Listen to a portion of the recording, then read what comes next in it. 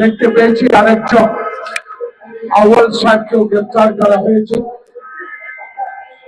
আমি তাতেও আইনের হাতে, আইন প্রয়োগকারী সংস্থার হাতে যারা গ্রেফতার হয়েছেন, আমার বিশ্বাস একজন রাজনৈতিক কর্মী হিসাবে আইনের আওতায় তাদের বিচার হবে।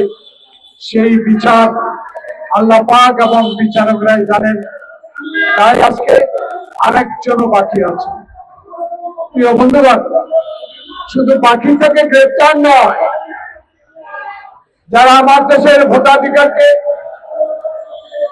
আমাদের ভোটের প্রয়োগকে, ভোটের দিনকে, ভোটে যাওয়ার পথকে রুদ্ধ করে দিয়েছিল, এই তিনজনের সাথে যারা সহকারী হিসাবে ছিলেন তাদেরকেও আইনের আওতায় আনতে হবে। প্রিয় বন্ধুগণ, আমরা হাসিনার ব্যক্তিগত বিরোধী নয়। আমরা আওয়ামী লীগের শেখ মুজিবের বিরোধিতা করি নাই, আমরা শেখ মুজিবের কার্যকলাপের বিরোধিতা করেছি।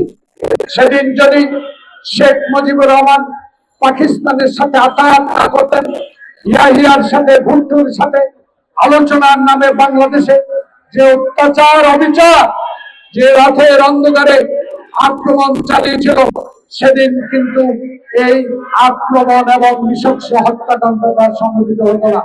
এই ভুল ছিল আওয়ামী লীগের শেখ মুজিবের আমলের সময়। নিউজ ডেস্ক, দৈনিক অন্যধারা।